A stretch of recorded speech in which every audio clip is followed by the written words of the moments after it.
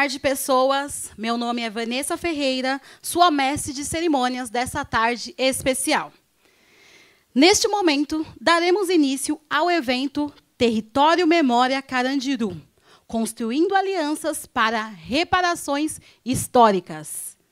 Solicitamos a todas as pessoas, por gentileza, mantenham os celulares desligados ou em modo silencioso. Faremos agora a audiodescrição do local onde este evento acontece. Eu sou uma mulher de estatura mediana, negra, cabelos pretos, blusa preta e calça jeans. À minha esquerda, sobre o palco, estão as cadeiras reservadas às autoridades que comporão o evento, o dispositivo do evento. Ao fundo, vemos um grande painel com o título Território Memória Carandiru, construindo alianças para reparações históricas.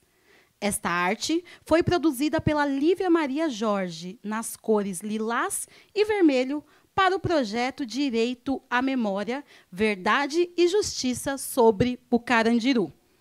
À frente do palco, o público está acomodado em cadeiras do auditório da ETEC das Artes, no antigo pavilhão 7 do Complexo Carandiru.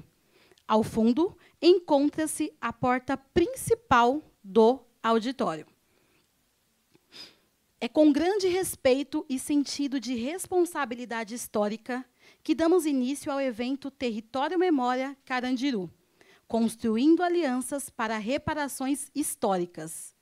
Estamos no Parque da Juventude, espaço que por décadas abrigou a Casa de Detenção do Carandiru. Hoje, convidamos agora para... Só um minutinho, ou melhor. A Casa de Detenção do Carandiru. Hoje, marcamos os 33 anos do massacre de 1992. Reafirmamos o compromisso coletivo com a memória, a verdade e a reparação, lembrando as vítimas, seus familiares e reconhecendo a necessidade de fortalecer a democracia e as políticas de não repetição diante das violações de direitos humanos. Este momento é fruto da articulação entre o Instituto Regata Cidadão, a Defensoria Pública do Estado de São Paulo, por meio dos núcleos especializados. Núcleo Especializado de Cidadania e Direitos Humanos, NCDH, o Núcleo Especializado de Situação Carcerária, NESC, e o Núcleo Especializado de Promoção da Igualdade Racial e de Defesa dos Povos e Comunidades Tradicionais, NUPIR. O Grupo de Pesquisa em Direito e Violência de Estado da FGV, Direito SP. Coordenação Geral de Memória e Verdade da Escravidão e do Tráfico Transatlântico de Pessoas Escravizadas do Ministério dos Direitos Humanos e da Cidadania. Para esse evento ocorrer, contamos com o apoio e suporte do IREC, da Escola de Defensoria Pública do Estado de São Paulo e da ETEC de Artes e do Ministério dos Direitos Humanos e da Cidadania.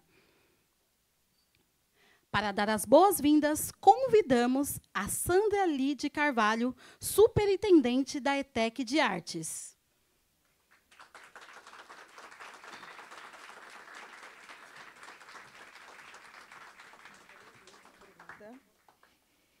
Boa tarde a todos e todas. Sejam muito bem-vindos à ETEC de Artes. Para nós é uma satisfação muito grande poder recebê-los e poder recebê-los neste evento tão importante, que aqui nós não estamos comemorando, mas nós estamos relembrando essa história para que ela vivifique e para que ela não se repita. Para que vocês saibam um pouquinho sobre a ETEC de Artes, como já foi dito, ela está no pavilhão 7.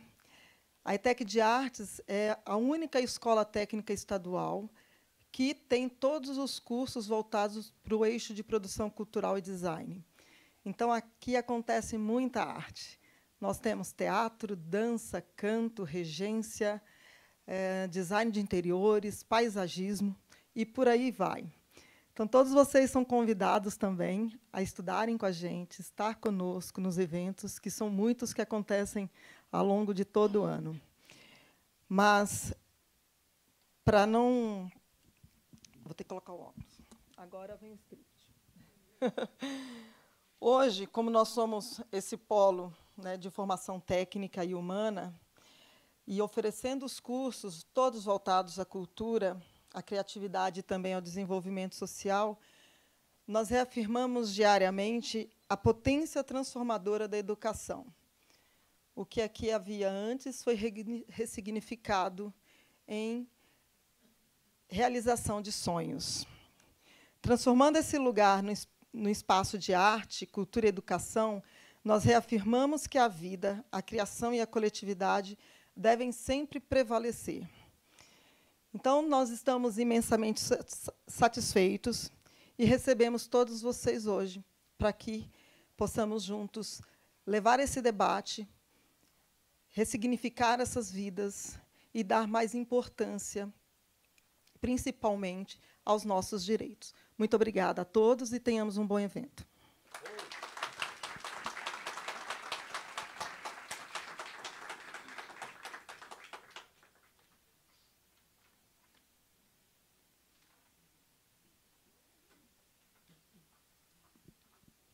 Convidamos agora para a composição do dispositivo Maurício Monteiro, sobrevivente ao massacre do Carandiru, diretor do Instituto Resgata Cidadão IREC, educador, palestrante, mediador, ponto de cultura Carandiru, youtuber no canal Prisioneiro 84901.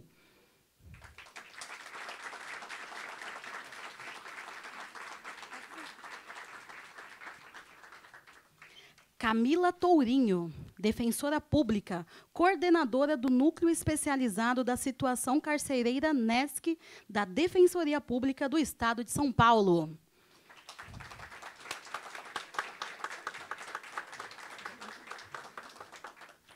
Débora Galvani, professora atual, pró-reitora de Extensão e Cultural PROEC Unifesp, como representando a Universidade Federal de São Paulo, Unifesp. Seja bem-vinda. Mayra Machado, professora e coordenadora do Grupo de Pesquisa em Direito e Violência do Estado da Faculdade Getúlio Vargas Direito, SP.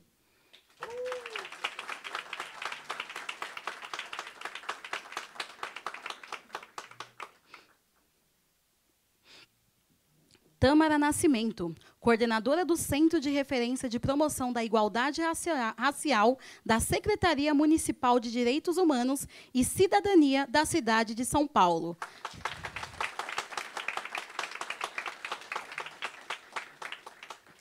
Railda Alves, representante da Associação de Amigos, Amigas e Familiares de Presos e Presas Amparar.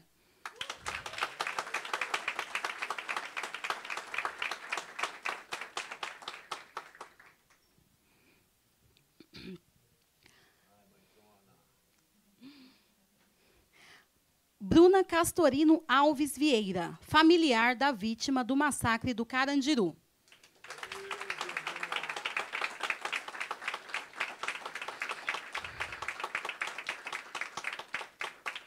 Hamilton Pereira, chefe da Assessoria de Defesa da Democracia, Memória e Verdade do Ministério dos Direitos Humanos e Cidadania, MDHC.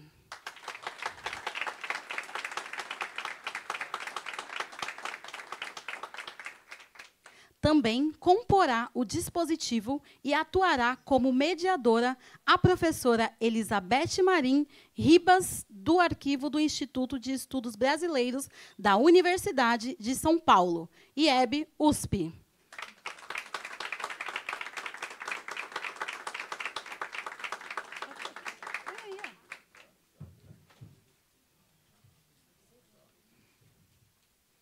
Pode sentar. Seja bem-vinda, Elizabeth.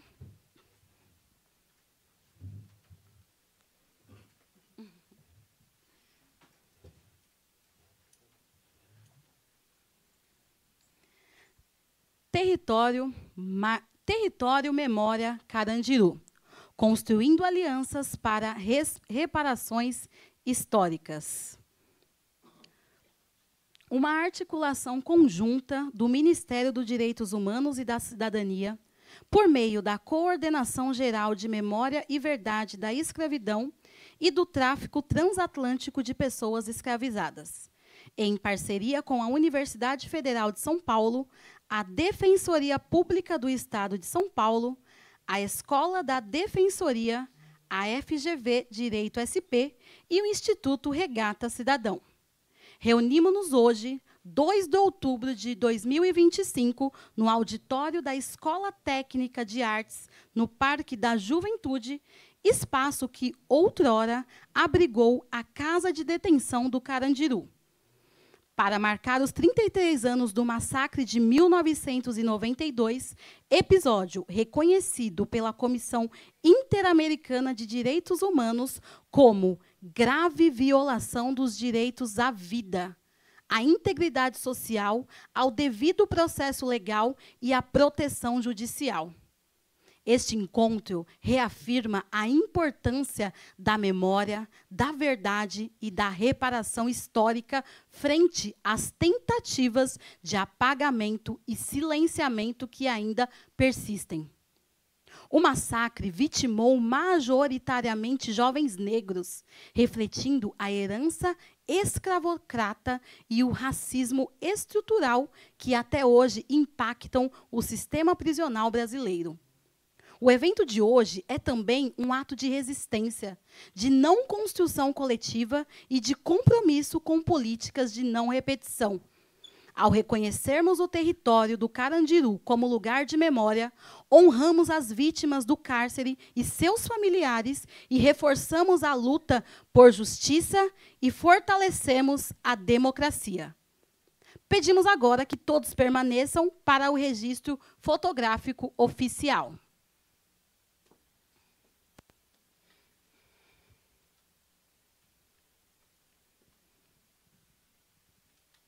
Senhoras e senhores, daremos início ao diálogo das convidadas e convidados do evento Território Memória Carandiru, construindo alianças para reparações históricas. Os componentes terão até 5 minutos para suas falas e condução dos trabalhos ficará a cargo da nossa mediadora, Elizabeth Marim Ribas, que garantirá a organização do tempo.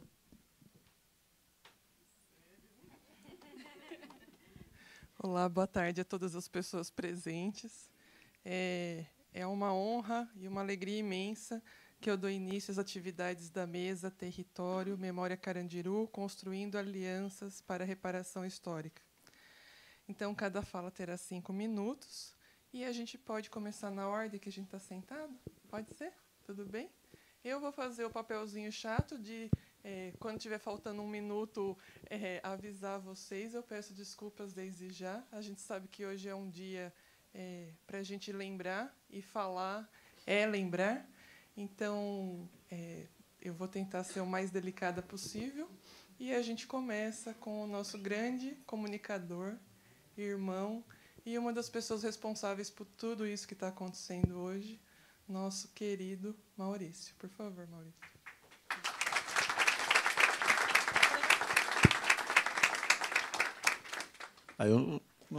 Acho que se todo mundo estiver me vendo por aqui, eu não vou me levantar, não. Vou fazer a questão de estar aqui. Bom, eu quero agradecer a todos os envolvidos, porque para a gente chegar aqui teve um caminho muito longo, né? A gente está falando de 33 anos, nós não estamos falando do primeiro ano nem do segundo, né? Então, já teve muitas lágrimas derramadas, muito suor derramado, né? Então, eu quero agradecer. Eu não vou citar aqui um por um, porque tem tanta gente aqui para me agradecer, mas eu acho tantas instituições, né, que estão lado a lado, pessoas que já vêm fazendo esse trabalho, até mesmo quando eu estava preso ainda, né? Então, a gente só está dando continuidade num trabalho que ele já vem sendo feito. Então, agradecer muito, mas tem pessoas que é especial, tem pessoas que, se não fosse elas, o trabalho poderia estar acontecendo, mas eu, por exemplo, não estaria aqui, né? Então, essas pessoas elas são super especiais, familiares meus que estão aqui, né? Mas eu não vou citar esse nome, mas sintam-se abraçados, e as instituições que a gente estamos lado a lado, aí, GV, USP, IEB, SARE, né, o Ministério, são tudo pessoas que a gente estamos somando, né?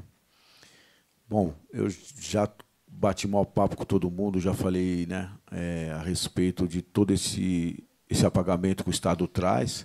Então, nesse momento aqui, acho que não é válido nem falar mais. Quem não ouviu, cola no nosso roteiro de memória aí que vai ter esse papo de novo. Mas aqui eu queria chamar a atenção de vocês de uma coisa cabulosa, né? E eu gostei, o primeiro momento que eu vim aqui, então eu também agradeci em especial também, né? E esse é bem especial, a Sandra e a Alessandra da Escola Técnica, porque essas mulheres são guerreiras, essas mulheres, eu quero uma salva de palmas bem da hora para elas, porque, meu... Essas de verdade, se não fosse elas, nós não estaríamos aqui mesmo. Então, né? Mas e ainda mais quando eu entrei dentro desse auditório, eu olhei essa visão aqui, ó, vocês podem acompanhar. Aqui era o pavilhão 9, mano. Aqui atrás, onde vocês não estão vendo nada, estão vendo só a copa de umas árvores, seria o pavilhão 9, quer dizer, hoje um estacionamento que está aí. Então, eu achei super significativo. E a gente trazer ali aquela foto que está ali, aquela bandeira com o 111, então, eu estou falando por eles também. Então, de uma certa maneira, a gente parar para pensar em todo esse apagamento e a gente não deixar que esse apagamento aconteça para não repetição, que nem foi dito aqui já mais de uma vez, não só por mim, né? Mas a gente pensar que essa união, essa força aqui de todo mundo se une, pode ser até um pontapé inicial de uma história que muitas vezes ela vem anterior a algumas, não no quesito ser ligado de urgência ou de prioridade, mas a gente tem que entender que aqueles policiais que mataram esse 111 hoje aqui, eles são os pais, são os tios, são os heróis desses policiais que estão matando hoje. Então, aqueles caras, eles terem sido condenados e ficar em liberdade, é um recado de impunidade para esses policiais que vão entrando, né? Então, muitas vezes, eu consigo entender e a gente sabe, vejo várias lutas, mas eu fico imaginando, falo, putz, mano, os caras mataram lá na cara dura, foram condenados e não foram para prisão. Como será que esses caras que estão matando os filhos das mãezinhas, que a gente conhece, que a gente está vendo aqui, será que eles vão para prisão também? Então é isso, é a gente tentar entender que todas as lutas são válidas, né? Todas as lutas a gente tem que parar para entender, parar para pensar e lutar, né? Para que isso não aconteça e não se perpetue, né? Porque é isso que acontece, é isso que a gente vê. A gente está vendo os filhos, os netos dos nossos sendo presos e mortos, os nossos filhos e os filhos dos policiais, netos e sobrinhos matando e prendendo. Quer dizer, poxa, mano, mas como que é essa corrente aí? Eu não concordo com ela e a minha luta é para que isso não aconteça. Eu não vou me alongar muito por tudo que eu já falei já pra caramba hoje, mas eu quero voltar a agradecer. Eu também quero falar para vocês também a respeito do livro da Ellen, né, que tem aqui na saída. Se vocês quiserem ver, é um livro, né, no qual ela é uma sobrevivente do cárcere também, ela traz totalmente a vida dela, e a Ellen é uma pessoa que está conosco aqui desde o começo do Memórias, né, desse projeto nosso, e é uma pessoa que tem que ser lembrada. Ela não está nessa mesa aqui porque ela mesmo abriu a mão de querer estar. Então, isso daí a gente não pode deixar de vir aqui estar citando. Se você quiser, os livros vai estar ali do lado, acho super interessante vocês darem uma olhada. Eu agradeço a presença de todos e todas e todos que se encontram, né? Os companheiros aqui que tiram uns dias aqui com nós também, aqui tem sobreviventes aqui, esses mano aí, uns caras guerreiros aí, todos os anos os caras estão conosco, o mano vem lá do interiorzão, agora está com uma cadeira de roda motorizada, a vida melhorou, né? Então a gente fica feliz com isso, né? E a gente pelo menos lembrar dessas pessoas que foram assassinadas injustamente, porque o Estado não tinha direito de assassiná-las, né? E agradecer aqui a presença aqui da Bruna também, que o pai dela Nós conhecemos o pai dela dentro do presídio, foi assassinada, e ela foi uma reprodutora de uma violência que ela sofreu do Estado. E é isso, a violência gerando violência, né? Então, eu agradeço, não vou me estender muito. Muito obrigado a todos e todos que estiveram aqui conosco.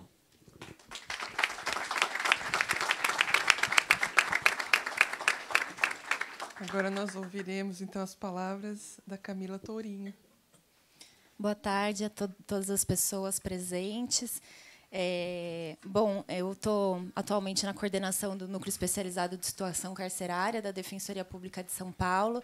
E aí nós, junto com o Núcleo de Direitos Humanos e também com o NUPIR, nós fazemos uma atuação conjunta com relação a essa temática, muito impulsionada pelo encontro, né, com todas as instituições que estão aqui presentes, com o Maurício, com a Ellen, né, com os demais movimentos de familiares e de sobreviventes, que impulsionam o nosso trabalho e dão uma força enorme para que a gente possa continuar fazendo e melhorando cada vez mais a nossa atuação. Eu vou tentar resumir aqui a minha fala, já que são só 5 minutos, mas acho importante lembrar, como já foi dito aqui hoje, né, que a responsabilização, o reconhecimento da responsabilidade do Estado pelo massacre do Carandiru já aconteceu no ano 2000, né, há 25 anos, pela Comissão Interamericana de Direitos Humanos. Ainda assim, a gente tem hoje, 33 anos depois do massacre, 25 anos depois do relatório de mérito da comissão, a gente tem um cenário que continua marcado por graves retrocessos. A comissão ela estabeleceu 4 recomendações bastante claras.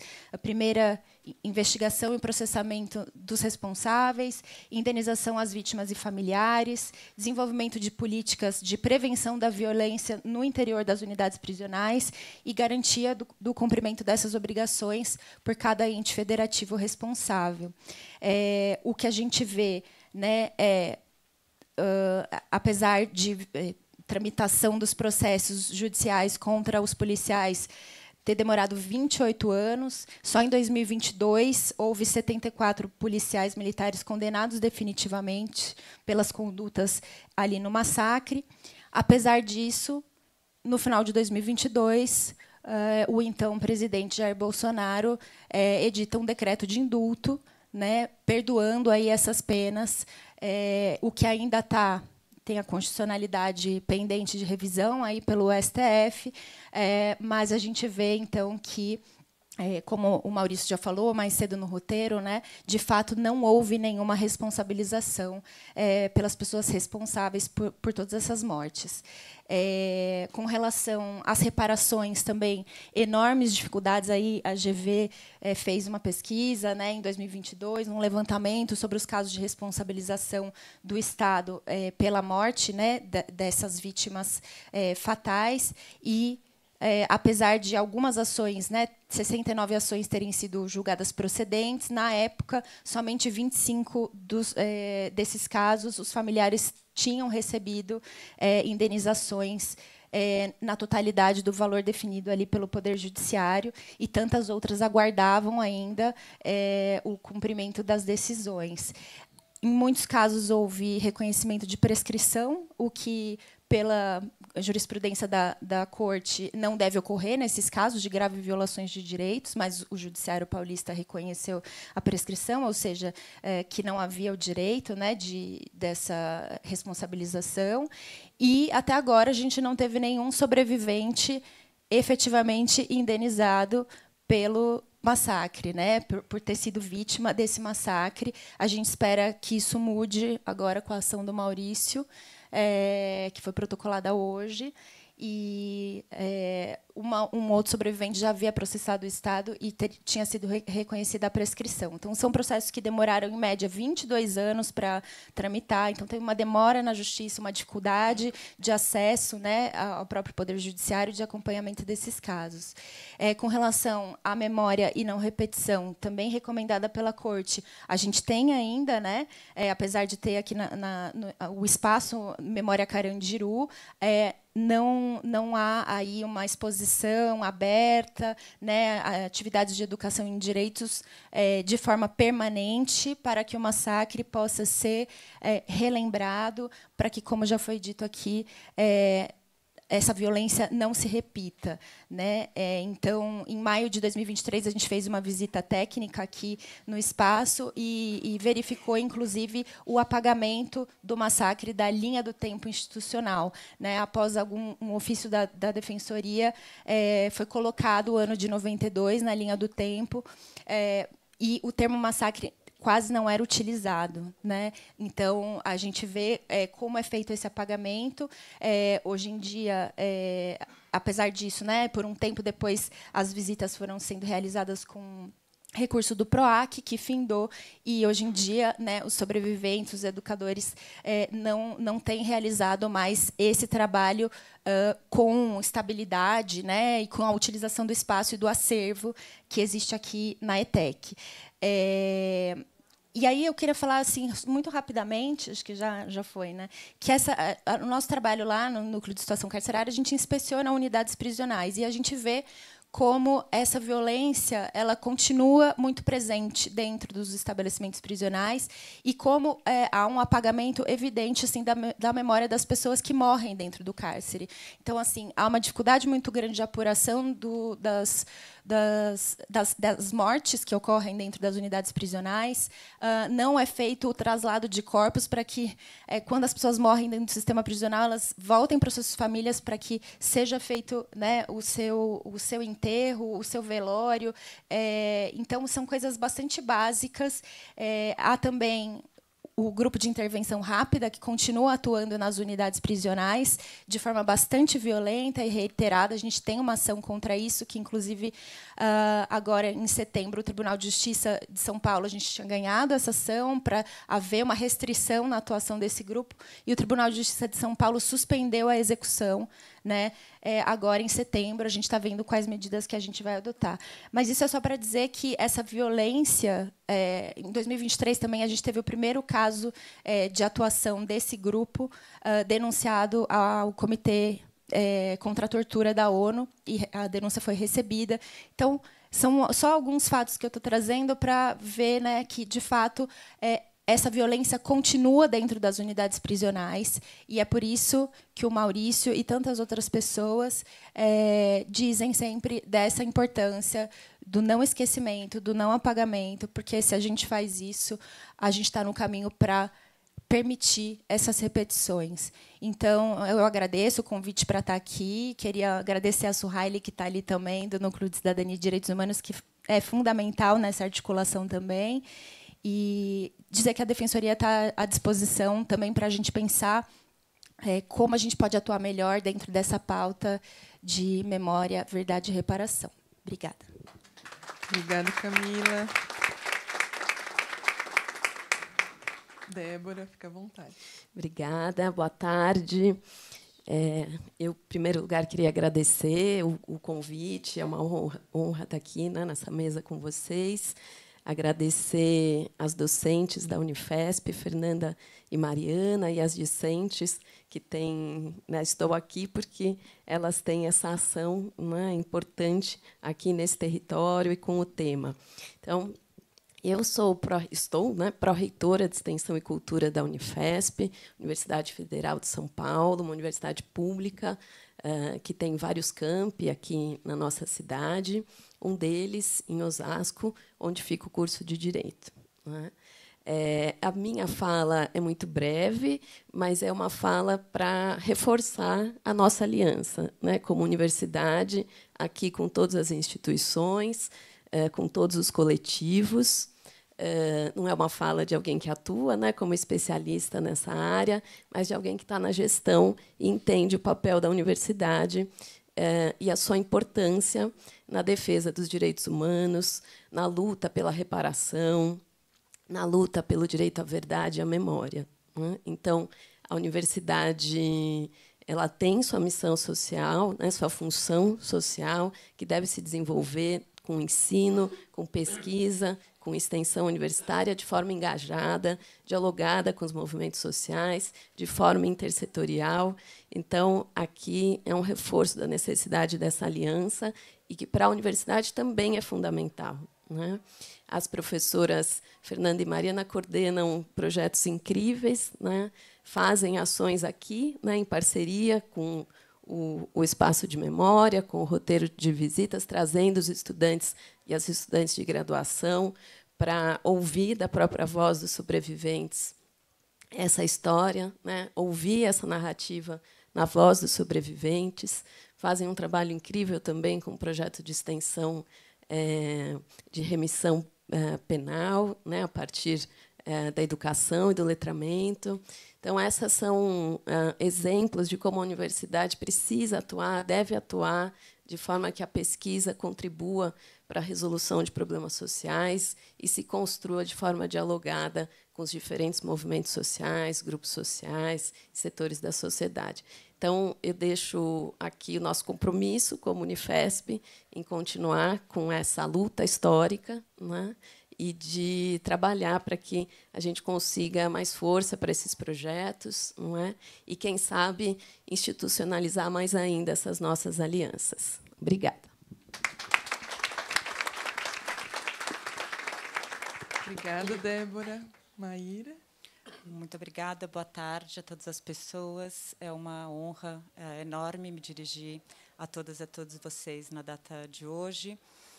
Gostaria de só muito brevemente honrar a memória das pessoas que morreram no dia 2 e 3 de outubro aqui no Pavilhão 9, as pessoas que sabemos e as pessoas que não sabemos ainda. Gostaria também de honrar a memória das pessoas que, nesse território, desde que a primeira instituição prisional foi construída nesse grande terreno, vêm morrendo, muitas delas ainda não nomeadas, não memorializadas o suficiente, todas as demais que no sistema penitenciário paulista estão convivendo com mortes evitáveis, mortes que poderiam não ocorrer.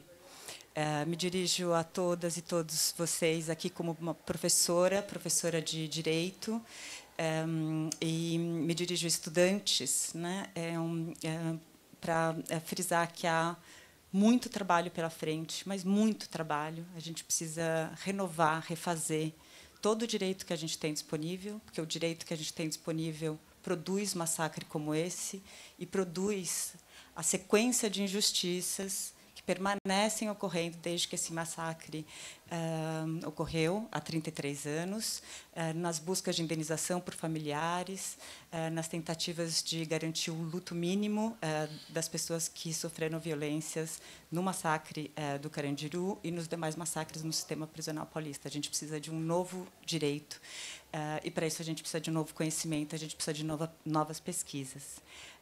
Então, me dirijo a vocês, me dirijo da área do direito, mas também para todas as demais áreas, para todas as áreas do conhecimento, para todas as áreas de ação. Tem trabalho pela frente, tem muito trabalho pela frente. Gostaria de não só honrar a memória, então, mas também honrar e festejar a fibra, a força, a corretude de propósitos que eu tenho tido, né, esse prazer imenso de conviver com o Núcleo Memórias Carandiru, com a primeira frente de sobreviventes do cárcere e outros grupos que têm nos ensinado tanto, né, poder produzir, participar, né, da produção e da resistência que tem sido feita por esse grupo diante da pá de cal cotidiana que o governo de São Paulo tenta colocar sobre o massacre do Carandiru. Desde que o massacre ocorreu, em vários âmbitos, o governo do Estado com pá de cal tentando apagar o massacre, todas as tentativas. E eu queria, então, nessa ocasião, festejar tudo que tem sido feito por esse grupo para provocar fissuras nessa tentativa permanente do governo do Estado. Maurício, Ellen, Luizinho, todos os demais, o que vocês fizeram hoje nessa articulação para esse grupo, isso não tem volta. Muito obrigada.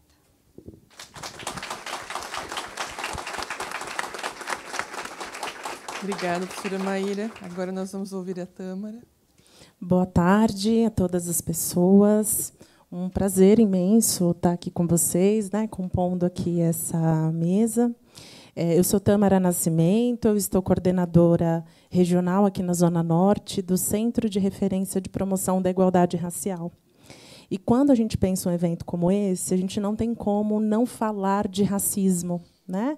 Não considerar e não lembrar quem são essas pessoas e quem são esses corpos.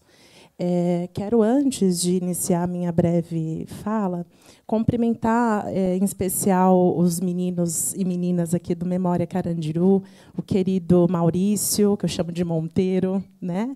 A Ellen, o Luizinho, e todas as professoras e autoridades que aqui estão. Bom, é muito importante um evento como esse, como todos falaram, né? Para a gente não esquecer. E aí a gente precisa lembrar que o nosso país, né, gente, o Brasil é um país que há 350 anos legalizou a escravidão. Sempre, né, com uma estrutura de perseguição social, política e jurídica que persegue e mata esses corpos, né? Diante disso, dessa realidade dura e que ainda persiste, mesmo após a abolição, não é? A gente permanece com casos midiáticos que a gente vê sempre de pessoas que são mortas porque são negras, né? São presas e são perseguidas porque são negras. E nós, do Centro de Referência de Promoção da Igualdade Racial, a gente faz um trabalho justamente de acolhimento, escuta, proteção e defesa das vítimas de crimes raciais. Esse centro é um serviço público da Secretaria de Direitos Humanos e Cidadania, em parceria com a nossa organização social, que é Apoio, que é uma organização social que tem mais de 30 anos de atuação aqui na capital, com populações mais vulnerabilizadas, né? Quando a gente pensa, inclusive, na população em situação de rua, quem são esses corpos? Quando a gente pensa no que aconteceu no massacre do Carandiru, quem são esses corpos? Não é? Então, a gente tem uma equipe racializada, especializada, com assistentes sociais, psicólogos, advogados, articuladores de território, que estão à disposição para fazer o acolhimento dessas pessoas que foram vítimas de crimes raciais. O centro de referência, nós temos um bem próximo aqui de onde estamos, que é o CRPIR Carandiru, que está bem próximo aqui da unidade, dá inclusive para ir a pé. Ficam todos convidados, né, para conhecer o espaço. E, além do Carandiru, nós temos aqui na Zona Norte um CRPIR no Cachoeirinha, um outro na Brasilândia. E temos outros, são 14 CRPIRs na cidade, né, espalhados. Então, tem no centro da cidade, tem na Zona Oeste, tem na Zona Sul, né, que também concentra uma grande população de pessoas negras e negros. Além desse trabalho de defesa e escuta das pessoas que foram vitimadas, né, por crimes raciais, a gente tem também um trabalho que é muito importante, muito potente, que é um trabalho de promoção da igualdade racial, que é a gente conversar com os diferentes setores públicos e também com setores privados, mas principalmente com gestores públicos, sobre o racismo, sobre combate ao racismo, sobre ferramentas antirracistas. Então, aqui hoje eu encerro a minha fala, de novo agradecendo, Ellen, quero muito seu livro, Monteiro, Luizinho, né, todos vocês pelo convite, pela parceria que a gente vem construindo aqui. O trabalho do Memória Carandiru é muito importante, a gente vem, né, fazendo alianças e fazendo parcerias nesse trabalho conjunto. E dizer para vocês, gente, que esse serviço é um serviço que ainda não é muito conhecido na cidade. A gente, inclusive, compartilhou aqui com vocês os flyers, né? Divulguem, né? Racismo é crime inafiançável, imprescritível, e a gente tem formas de ajudar e dar suporte para as pessoas que precisam. Tá bom? Então, parabenizar aqui pelo evento e ficamos à disposição. Muito obrigada, Tâmara. Agora nós vamos ouvir as sempre potentes palavras da Railda, uma grande inspiração para todas nós. Boa tarde a todos e todas, né? Muito obrigada pelo convite. É o nosso filhão Maurício aí, que a gente tem imenso carinho por ele e todos os sobreviventes do Carandiru. Eu acho que falar do Carandiru não é deixar no esquecimento. A gente não pode se calar, gente. Foi um grande massacre. Foram pessoas mortas. Bom, eu sou Railda, tive filho na FEBEM e tive filho também no cárcere. E nossa luta começa em 98. Então, em 92, se tem o massacre do Carandiru, e a gente já se passou por vários massacres. Porque as pessoas continuam indo presas, porque ela já tem um CEP, ela tem um endereço, tem as pessoas certas. Não foi por acaso que essas pessoas morreram dentro desse território. Essas pessoas já estavam marcadas para morrer. E essas pessoas continuam morrendo dentro do sistema prisional. As pessoas continuam morrendo.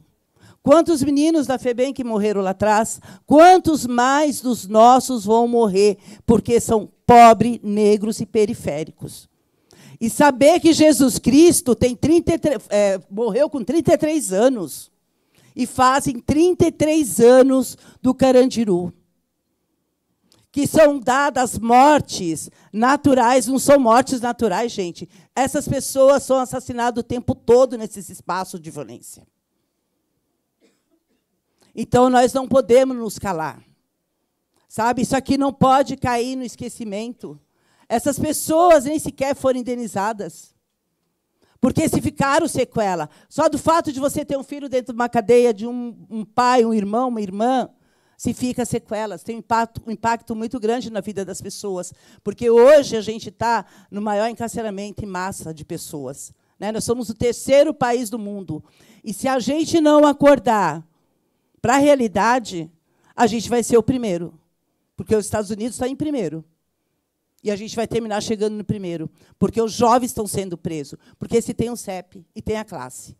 Sabe? Então, a gente não pode se calar diante de tantas barbáries, de tantas mortes. A gente vive denunciando o sistema prisional, né? Desde 98, 2000, estamos aí na luta já há mais quase 30 anos também. E a gente não vê, sabe, uma solução. Porque quando se tira as pessoas, na verdade, não tira, não, sequestra as pessoas e manda lá para 018, lá para o final né, sai da capital, isso já é para fragmentar, sabe? Para tirar a humanização dessas pessoas que vão para lá, porque é tão longe. Muitas das famílias não podem visitar porque elas não têm condições econômicas. E essas pessoas não conseguem visitar seus entes queridos. E essas pessoas, muitas das vezes, elas terminam morrendo nesses espaços ou doentes. E a gente tem denunciado muito. Então, a gente não pode se calar, vendo tantas torturas, né, se perpetuando, porque isso daí já é uma cultura estrutural. Mas a gente tem que colocar um fim. A gente não pode desumanizar pessoas, porque lá são pessoas. E cadeia não é a casa de ninguém. Sabe, a gente tem outras alternativas do que encarcerar os nossos jovens, pobres e negros. Então, a gente tem que fazer uma luta muito grande, mas a gente sempre está junto aí, né, Maurício L., sempre junto, nos espaços, não parar e lutando, gente. É isso, obrigado.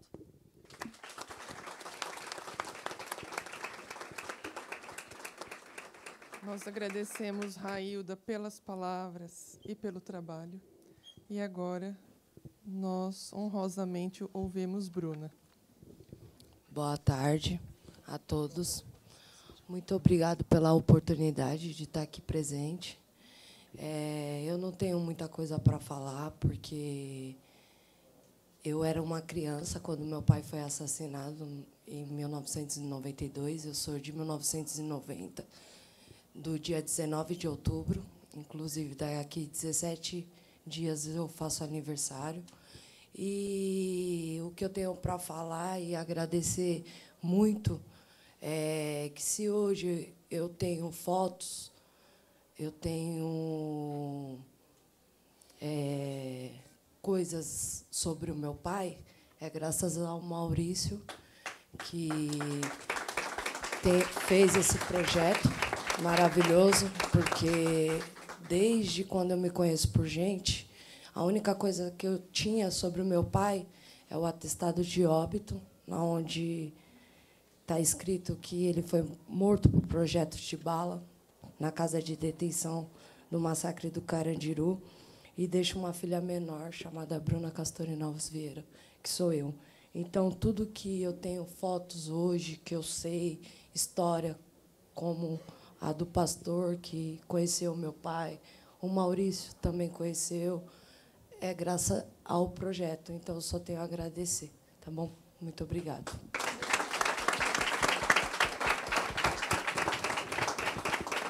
Muito obrigada, Bruna. Agora vamos ouvir o Hamilton. Gente, eu vou ficar de pé, porque pode correr o risco de o pessoal lá do fundo não me ver. Eu quero começar manifestando uma imensa alegria de ter conhecido hoje, pessoalmente, o Maurício, né, e Ellen, nesse breve percurso que nós fizemos aqui, nesse território. Eu vou lhes explicar, logo a seguir, algumas das razões pelas quais essa experiência que eu estou vivendo hoje aqui me impacta tanto. Eu lhes falo em nome do Ministério de Direitos Humanos e Cidadania, liderado pela ministra Macaé Evaristo, mulher negra lá do interior de Minas Gerais, que contribuiu para que essa atividade acontecesse por meio da equipe coordenada pela companheira Moema Carvalho. Eu me chamo Hamilton Pereira e quero lhes dizer que eu vivi nesse lugar. E eu queria situar para vocês, muito rapidamente, para não fugir demasiado ao tempo estipulado, começando a dizer o seguinte: as grandes fortunas do Brasil, elas estão assentadas em cima de 3 crimes contra a humanidade. O primeiro, o genocídio das populações originárias. O segundo, o tráfico de pessoas humanas entre a costa ocidental da África e o cais do Valongo, o cais do porto do Recife, o cais do porto da cidade da Bahia. E terceiro, a exploração do trabalho escravo, que já foi mencionada, né, aqui na nossa sala, nesse diálogo. Né, houve uma abolição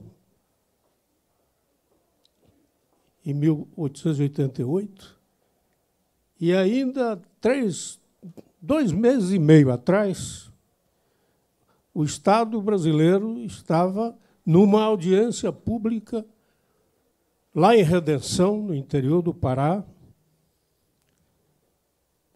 num processo em que a denunciada por trabalho escravo era nada mais, nada menos que a empresa Volkswagen.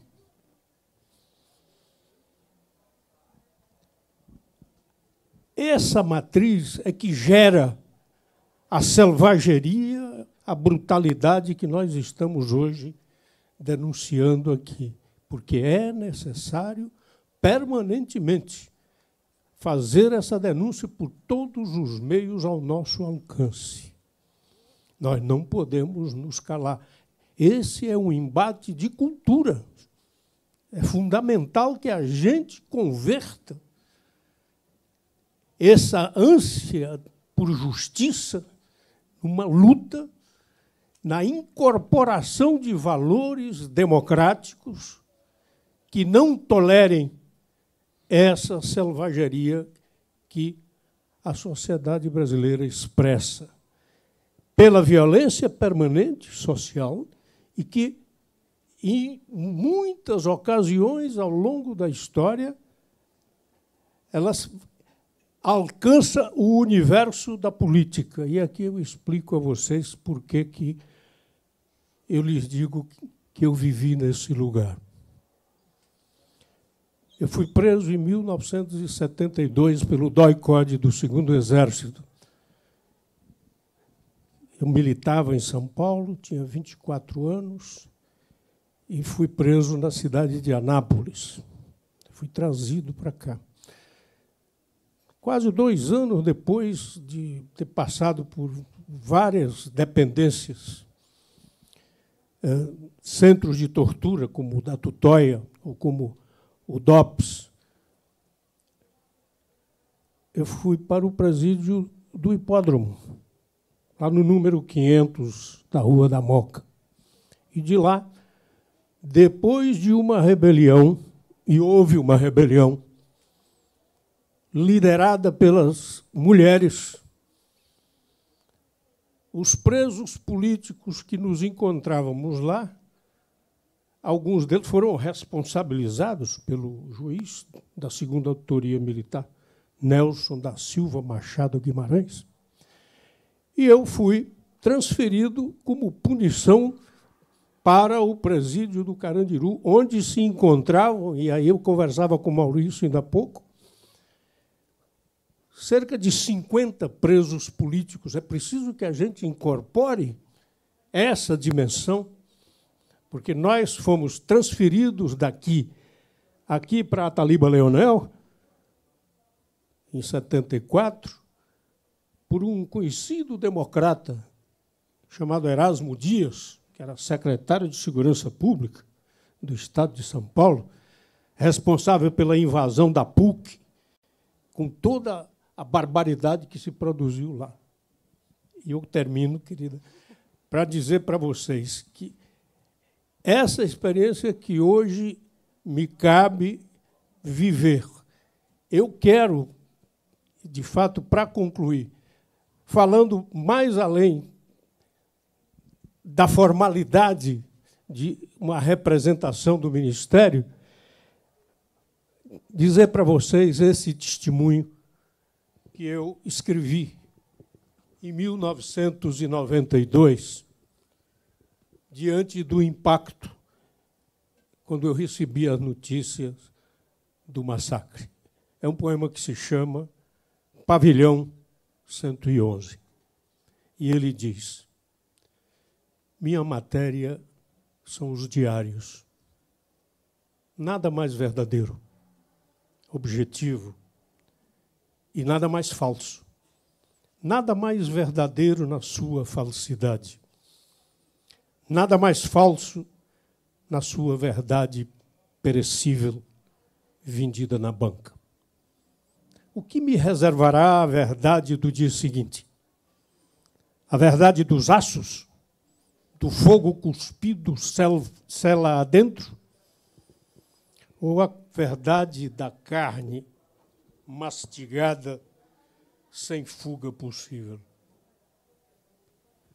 A alva verdade dos dentes dos cães? Ou a verdade dos nervos expostos no piso dos corredores? A verdade da marcha dos homens de cinza, escopeta no gancho do braço, metralhadoras? Ou a verdade dos nus? A verdade da batalha narrada pelos gatilhos? Ou a desamparada verdade dos corpos empilhados pelos que vão morrer com tiros na nuca? Que verdade, afinal, me apazigua? Autoriza-me a seguir, reproduzindo, impotente, os minuciosos gestos diários, essa forma imperceptível de morte?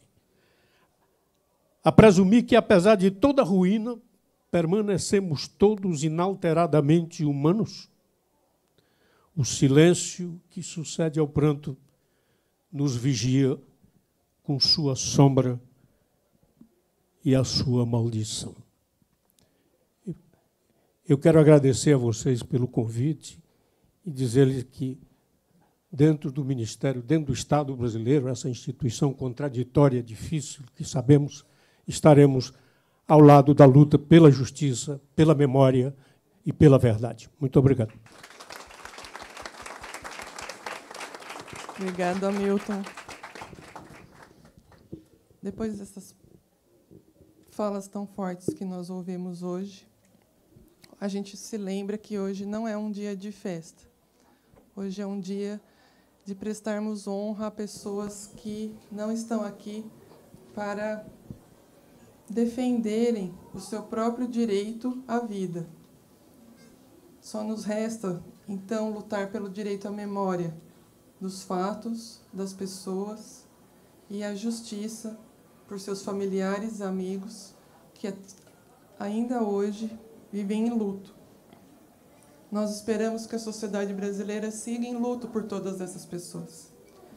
E eu peço licença para ler uma frase de um anarquista norte-americano. Eles existem, parece que não, mas os norte-americanos têm anarquistas também. Ele se chama Howard Zinn. Ele escreveu um livro que, em todos os momentos que nós, que inclusive trabalhamos para o Estado e temos esse conflito, o dilema do Estado, né, trabalhar para o Estado e ver tantas vezes a omissão do Estado, eu leio. E ele diz: o que aprendi? Que persistir, mesmo em pequenos atos de resistência à autoridade, pode levar a grandes movimentos sociais. Que pessoas comuns são capazes de extraordinários atos de coragem. Que aquelas que estão no poder e confiantes dizem nunca a possibilidade de mudança, mas elas podem viver o suficiente para serem desconcertadas por estas palavras. Nós agradecemos imensamente e novamente a professora Sandra por abrir as portas dessa casa, que hoje foi um pouco a casa de todos nós.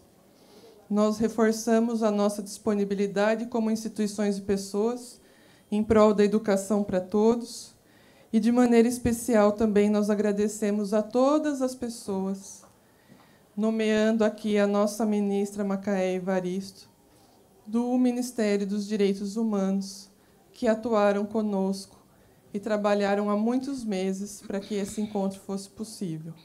Muito obrigada.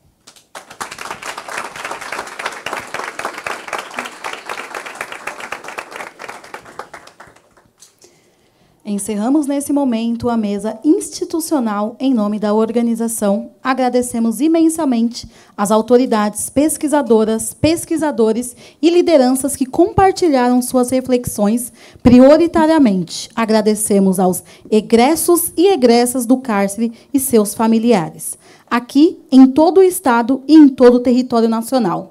Suas trajetórias, suas contribuições e suas sobrevivências reforçam o compromisso do evento Território Memória Carandiru com a preservação da memória, a reparação histórica e o fortalecimento da democracia.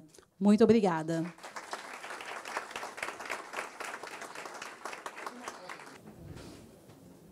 E nesse clima de comoção, eu convido a todos a se unirem para 1 minuto de silêncio em homenagem às vítimas do massacre do Carandiru.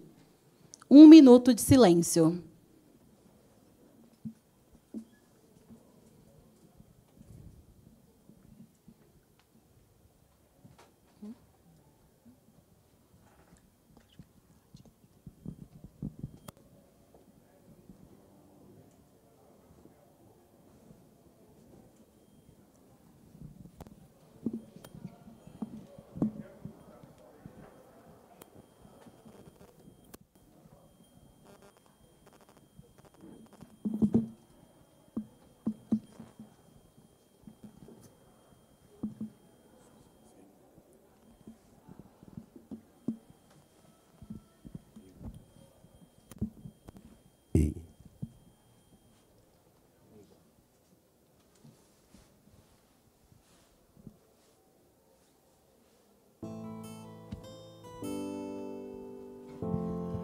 Comunidade carcerária. Aumenta um pouquinho, DJ. Máximo respeito a todos e todas presentes, todos os corpos. Em memória, Território Carandiru, 33 anos após o massacre do Carandiru. Ô Babilônia, coronavírus, apocalipse 2020 na beira do abismo, trancado num barraco de madeirite.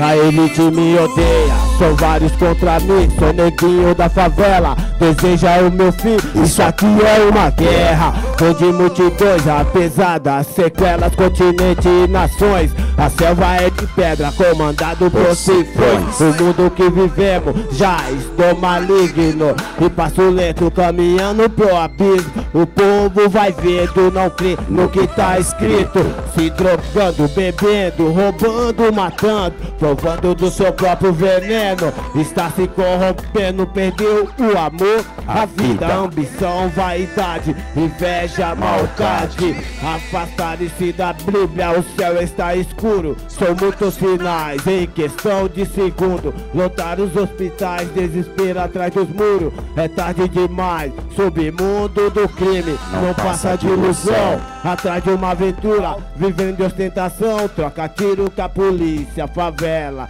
luta o caixão, quem deveria proteger, descarrega a munição, como playboy que vê seu sangue correndo no chão, passando na TV, balas traçadas, furaram seu corpo inteiro, menos um traficante, muito pelo dinheiro, raciocínio cabuloso, sangue no olho, ladrão perigoso, foda-se os invejosos, maldito é o homem que confia no outro, quem matou meu irmão, a culpa o consome, amigo da onça, dizia ser parceiro, esperando o vacilo pra sentar o dedo. Agiu que nem cobra, com tiro pelas costas, destruiu sua trajetória. Essa é minha trilha sonora, vou provar que o rap é foda. Do que adianta seu carro agora, montado no ouro, roupa da moda, nem toda a tua grana te livrar da cova. Nasci no coronavírus, mata mais que a ebola. Trancado no seu mundinho, agora fala que homem não chora. Homem não chora. Que homem não chora. Não chora. Agora fala que homem não chora. Não chora. Que homem não chora. O Babilônia, coronavírus, apocalipse 2020 na beira do abismo, trancado no barraco de madeirite, eu deposito a minha fé em Cristo. O Babilônia, coronavírus, apocalipse 2020 na beira do abismo, trancado no barraco de madeirite, eu deposito a minha fé em Cristo. Uma arma biológica acendendo pavio pelos quatro cantos do mundo, explodiu a guerra civil. Jair Bolsonaro tem que morrer, mais de 30 mil. Capitão do mato, a carapuça, cê viu? Presidente otário, a máscara caiu. Vive de mentira, não me representa. Espalhou a pandemia, ignorou a quarentena. Pensando na economia, diz que só morte tem mais de 60. Descartando as teorias, suas evidências, desafiando a medicina. Rindo do problema, batendo de frente com a mídia, sem nenhum pingo de pena, contrariando estatística, desrespeitando vidas. Briga pelo poder, foco do momento é de novo coronavírus. Milhares estão morrendo enquanto isso em Brasília, Distrito Federal, Planalto Central, lavagem cerebral, contaminou geral, isolamento social, ou morte, nova ordem mundial, Covid-19, o vírus mortal. Lave bem as mãos com água e sabão, se puder fique em casa, evite aglomeração. Máscara, álcool em gel, pra te proteger, mas só Deus vai salvar você. O mundo em choque, pra mim não tá normal. Fecharam o shopping, lotaram os hospitais. O perigo é real, genocídio fatal, efeito global. Países foram contaminados, vírus que se espalha muito rápido, por onde passa faz estrago. Heróis da medicina, um legado foi deixado. Perderam as suas vidas, cuidando dos infectados. Deus é o caminho, Senhor dos exércitos, só nele acredito, ajoelho, rezo, faço uma oração, pra mim, pros meus irmãos, peço proteção, pra minha família, abençoe a minha vida, a sua também, perdoai as nossas dívidas, aleluia, amém. Aleluia, amém. Aleluia, amém. Amém. Ô Babilônia, coronavírus, apocalipse 2020, na beira do abismo, trancado no barraco de madeirite, eu deposito a minha fé em Cristo. Ô Babilônia, coronavírus, apocalipse 2020, na beira do abismo, trancado no barraco de madeirite, eu deposito a minha fé em Cristo. A minha fé eu deposito em Cristo. Somente no criado. A minha fé eu deposito em Cristo. Ô Babilônia, coronavírus, apocalipse 2020, na beira do abismo, trancado no barraco de madeirite, eu deposito a minha fé em Cristo. A minha fé eu deposito em Cristo. Somente no criado. A minha fé eu deposito em Cristo. Ô Babilônia, coronavírus, apocalipse 2020, na beira do abismo, trancado no barraco de madeirite, eu deposito a minha fé em Cristo. Território Memorial Carandiru, ETEC, construindo alianças para a reparação histórica. É isso. Agradecendo Maurício Monteiro, Ellen, cada corpo, cada homem, cada mulher presente, máximo respeito. Pode soltar, DJ.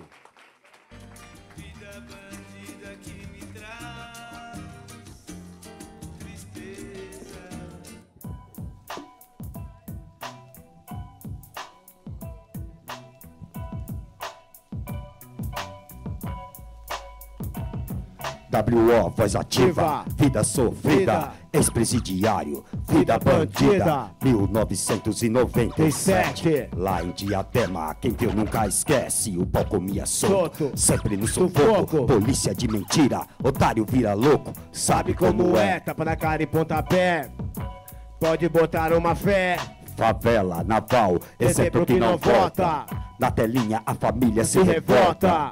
Ver o chefe de família voltando pra casa, ser abordado, humilhado por canalha. Aí. Na maldade querem te jogar um B.O. Depressão, palhaçada, que dó. Otário não se cansa, sapeco na caranga. Fez a tristeza de mais uma criança. Vida bandida na periferia, vida bandida sempre no dia a dia. Vida bandida no Carandiru, vida bandida, morreu mais um. No Carandiru, o massacre foi cruel. A detenção é um cemitério de réu. Morreram muito mais e na calada morre mais um rapaz. Comunidade carcerária é o lema. Invadir a detenção sem problema. A mídia fez um plano pra polícia, dizendo que o preso não merece vida. Vida que você desconhece. Só Deus sabe o que acontece. Cachorro latindo, terror no pavilhão. Corre, corre sem parar, fuzilando os irmãos. O sangue rola solto, o maluco no sufoco, mas acertou a cabeça do louco. O oitavo já foi morto, sabe como é? Rezei pra não ser o nono, né? Vida bandida na periferia, vida bandida sempre no dia a dia. Vida bandida no Carandiru, vida bandida morreu mais um. Eu vejo o sofrimento do menino, é embaçado. Eu vejo uma mulher sem seu marido, eu vejo uma família destruída. Eu vejo o sangue na periferia, todo dia, sempre na esquina. O comentário rola solta, aí foi chacina. Eu vejo o ML chegar, eu vi o pai levantando o jornal para confirmar. Aí fodeu, era o próprio filho dele. Meu Deus, moleque era inocente. Chorava, chorava, às vezes até gritava. Aí, eu vou matar esses caras. Na vida bandida, aqui não tem justiça. 765 é o destino da minha vida. Na lei vacilei, matei, roubei, e fui parado no xadrez. Vida bandida na periferia, vida bandida sempre no dia a dia. Vida bandida no Carandiru, vida bandida, morreu mais um. Vida bandida na periferia, vida bandida sempre no dia a dia. Vida bandida no Carandiru, vida bandida, morreu mais um. Essa é a vida bandida na zona sul, leste, oeste e norte. Essa é a vida bandida que infelizmente está levando muitos dos nossos irmãos para a morte. Paz a todas as quebradas, independente de cor, raça, religião, somos todos irmãos. Minha miséria, guerra, inveja, traição, liberdade aos nossos que estão na cela. Comunidade carcerária, ETEC, Território Memorial Carandiru, uma nova era. Tamo junto.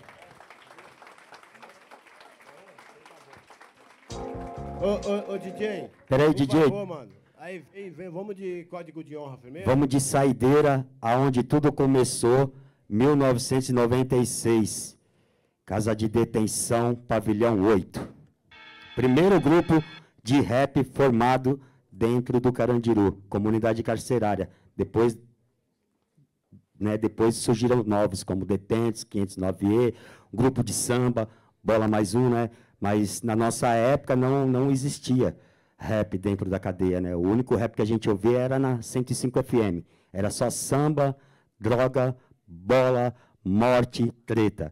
E através da música a gente tentou mudar o nosso cotidiano, o nosso dia a dia. E foi formando o grupo de rap, Comunidade Carcerária, em 1996, nesse mesmo local onde a gente se encontra hoje aqui, Parque da Juventude, que a gente abriu e escancarou a cultura dentro do sistema carcerário. Se hoje ela está aí espalhada, é porque teve o início. Esse início foi a gente que pôs a cara para bater. E estamos até hoje com a cara aí, apanhando, né, com os nossos projetos. Aqui a gente montou Talentos Aprisionados, em 1996. E, através do Talentos Aprisionados, surgiu o sonho de, quando a gente sair desse lugar, a gente montar um espaço cultural onde a gente mora para acolher os nossos jovens, tirar eles da criminalidade, das drogas e das ruas. E a gente montou esse espaço. Instituto Cultural GR2C, Vila Missionária, quem quiser pode conferir, está no Instagram, está no YouTube, Comunidade Carcerária, Instagram, YouTube, resistência, luta, é o que vocês estão fazendo aqui hoje, valeu? E só completando, o meu parceiro aqui falou, Comunidade Carcerária, mano, eu sou FW, certo? Guerreiro da Paz, minha mente era totalmente, certo, mano? Fundada no crime. Eu não via outra perspectiva, certo? De eu sair da prisão. Eu não via uma saída, não via uma luz no fundo do túnel. Para mim era o quê? Quando eu cheguei na prisão, eu era totalmente criminoso, a mente a milhão. Então, quando eu cheguei na cadeia, meu habitar, eu falei, porra, aqui é meu habitar, certo, mano? Eu era faxina, a gente tava milhão na cadeia, então, tipo assim, eu me via o quê? Hoje eu tá no PCC, tá no crime, tá no comando, mas o rap me resgatou, tá ligado? É tipo assim, se a gente esperar pelo sistema, o sistema não resgata ninguém, irmão. O sistema transforma monstro. Ele te põe você lá, certo, mano? Você roubou uma galinha, você vai sair de lá um assaltante cabuloso, criminoso cabuloso, porque o sistema, ele cria monstro, ele quer isso. Ele não quer que você se recupere. Ele não vai te dar uma opção de você sair do crime. Pelo contrário, ele vai te jogar vários outros bagulho para você se afundar mais no crime. E a Comunidade Carcerária, hoje nós está aqui, ó, certo? A gente fala em resgatar, porque é o seguinte, se o rap me resgatou, mano, certo? Então, resgata outros mano também, tá ligado? E é resistência, mano. Tamo junto, Território Memorial Carandiru, ETEC, construindo alianças para reparação históricas. É isso, não pode parar, essa resistência não pode parar nunca, porque a atrocidade, a covardia não para. Eles não dão trégua, por que nós vamos dar? Então a gente tem que bater de frente. Parabéns a cada um de vocês aí presente nessa luta, nessa força, nessa união, nessa corrente, para quebrar, destruir essas barreiras aí que nos impede de um mundo melhor, né? De viver em paz com as nossas famílias. Então, vamos aí. Comunidade Carcerária, Código de Honra. Maurício, né, mano? Maurício Monteiro, obrigado pelo convite, né? Dessa história. Railda, Ampará também, isso, né? É nóis. É isso. Todo o coletivo, né, que faz em prol, né, do próximo, que luta, que resiste e faz aí acontecer de verdade, né? Porque a gente sabe que tem muitos falsos também no meio, né? Tem muita gente aí que está aí só para se aproveitar da oportunidade, mas aqueles que fazem de verdade, de coração, e pensam no próximo como seu irmão, esse sim merece todo o nosso apoio, todo o nosso respeito. Tamo junto. Mesa total, DJ, pode soltar.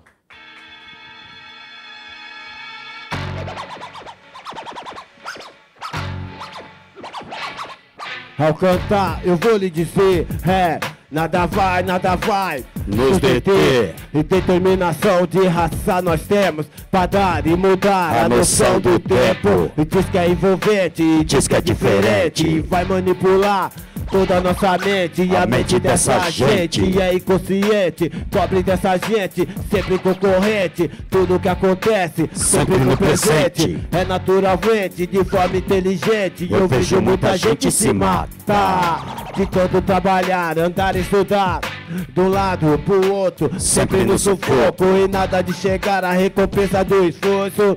Eu tenho fé, o meu povo não é louco. Tenho certeza que vamos sair desse ponto. Código de honra, essa é nossa voz. Comunidade carcerária, somos nós. Código de honra, essa é nossa voz. O nosso som é o hip hop, o rap é nossa voz. Quando o sonho acabar, começa o pesadelo.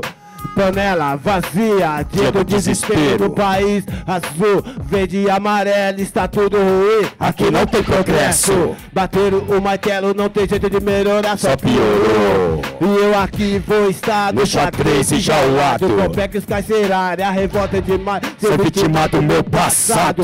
A maldade no ar ficou registrada, e a pessoa que mais sofre é a mãe do cara. Na cilada, tem que segurar o B.O., tem que pagar água e luz.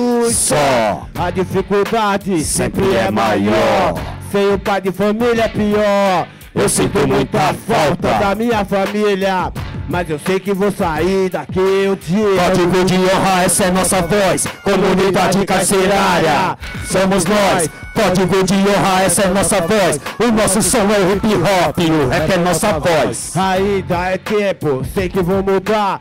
Sempre meu destino vai me acompanhar. Lutar de mão dadas com o meu povo. Já estou cansado, fogo contra fogo. Meu povo na miséria, comendo igual porco. Nossas crianças passam fome que sufoco, mas eu sei que o dia tudo vai mudar.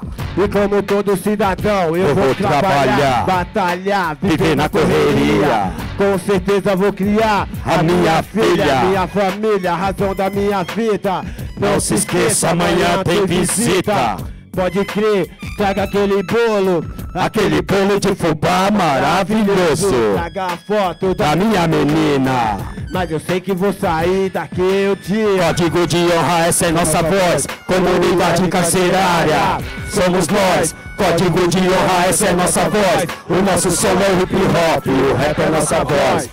Firmeza total, comunidade carcerária, ETEC, território Carandiru, 100% resistência, firmeza total, Zona Sul, Leste, Oeste, Norte.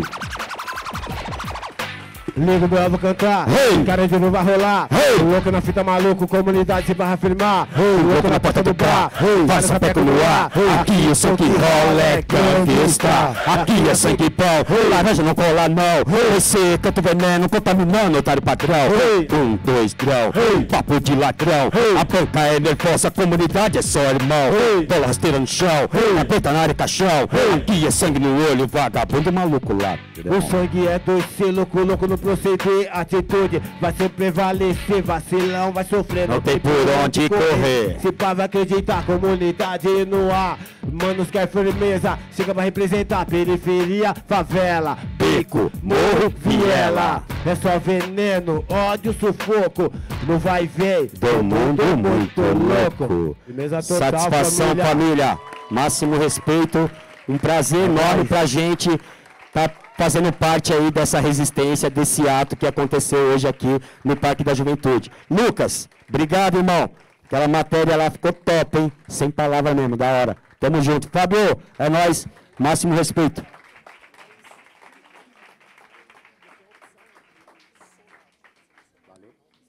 Agradecemos ao grupo Comunidade Carcerária pela apresentação cultural.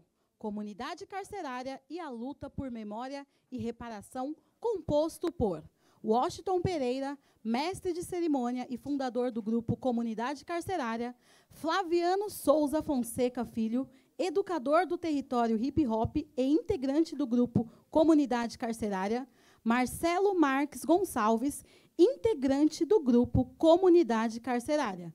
Muito obrigada ao grupo Comunidade Carcerária por nos apresentar a sua história de luta.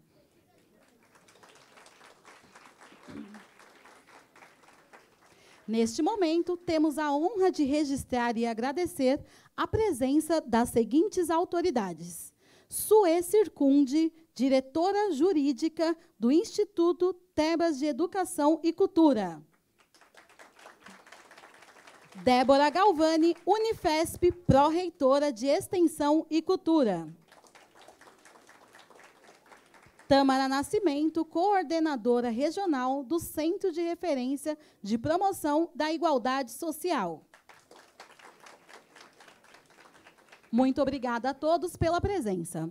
Dando continuidade à programação, convidamos a professora Maria Cecília Aspert, da FGV Direito de São Paulo, e Maria Eduarda Lacerda, advogada, Guilherme Prado, estudante de Direito da FGV-SP. Só concluindo aqui algumas da Maria Cecília. Ela é,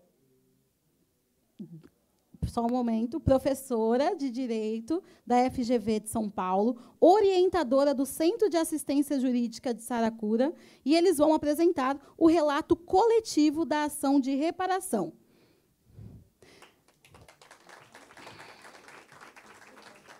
Registramos o nosso agradecimento à professora e a todas as pessoas envolvidas nessa ação, que expressa a essência deste momento de encontro: transformar a memória em compromisso e promover caminhos de justiça e reparação.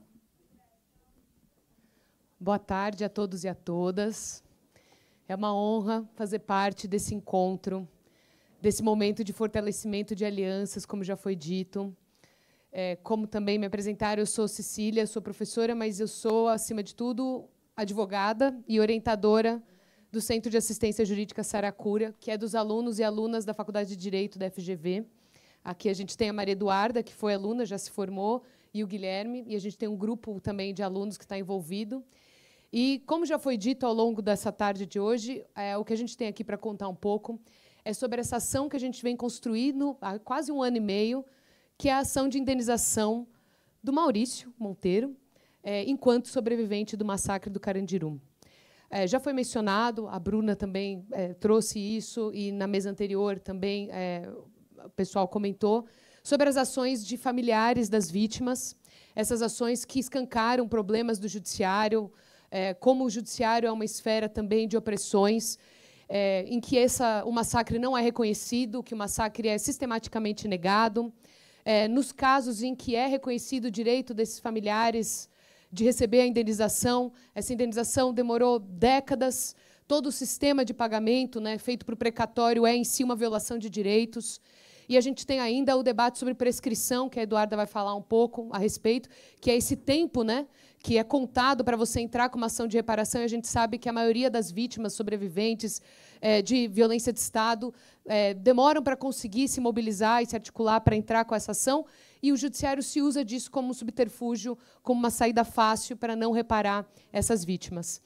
Mas essa ação a gente construiu com o Maurício, e ao longo do tempo, como um passo também simbólico de buscar a reparação para um sobrevivente, relatando como que foi esse dano do massacre, um dano que é caracterizado como uma tortura, a Duda também vai falar um pouco sobre isso, e é um dano continuado, porque até hoje o estigma decorrente do não reconhecimento do massacre enquanto tal pelo Estado é uma violência que se perpetua no tempo.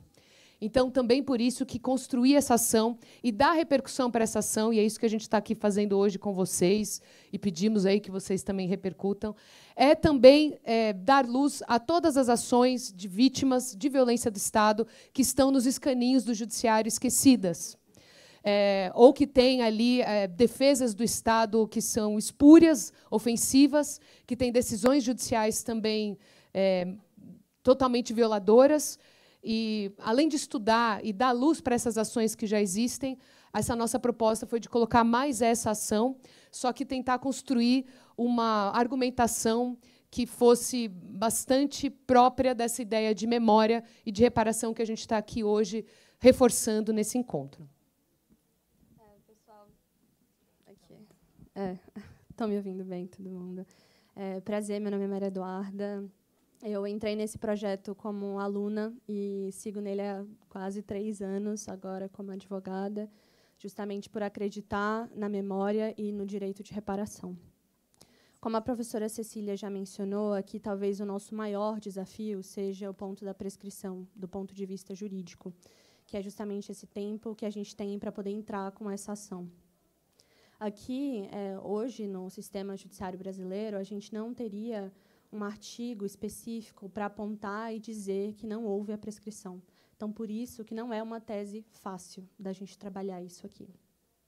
Como a professora Cecília trouxe, o judiciário utiliza disso e da dificuldade de mobilização dos sobreviventes, da dificuldade de obtenção de provas, justamente para ter uma saída fácil para negar a indenização. O que a gente está tentando construir aqui é uma tese da imprescritibilidade, justamente por ser uma grave violação de direitos humanos e tortura. Essa ideia a gente trouxe principalmente dos princípios do Sistema Internacional de Direitos Humanos, que já condenaram o Estado brasileiro por conta do massacre, mas também por um processo de responsabilização feito pelas próprias vítimas da ditadura.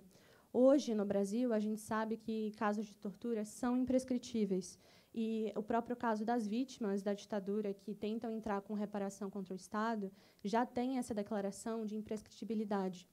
Então, o que a gente trabalha nessa ação é justamente a ideia de que o massacre foi, sim, uma grave violação de direitos humanos, foi, sim, um ato cruel e de tortura, e que, pelo próprio sistema jurídico brasileiro e pelos princípios das normas internacionais que o direito brasileiro assume e interpreta, a gente tem, sim, um caso aqui de imprescritibilidade. A gente tem uma grande força nesse ponto. Até então, a gente não tinha tido uma ação movida por um sobrevivente que trabalhasse o ponto da imprescritibilidade. Então, a gente realmente acredita que tanto essa quanto outras ações que hoje correm no judiciário, trabalhando essa ideia em cima de grave violação, a gente consiga ter um êxito aqui. Então, apesar de ser uma grande dificuldade e ser um obstáculo, a ideia que a gente está construindo aqui corrobora toda a nossa luta por justiça, que é justamente a tortura, a reparação e o reconhecimento dessas vítimas, que hoje a gente não tem clareza. Então, essa ação faz parte de tudo isso. E a prescrição, apesar de parecer um obstáculo, ganha força nisso daqui, ganha força nessa construção, porque a gente vai, sim, provar que houve tortura e a gente vai, sim, provar que houve uma grave violação de direitos humanos e o Estado brasileiro não só precisa ser responsabilizado, como as vítimas, em toda a sua completude, precisam ser reparadas.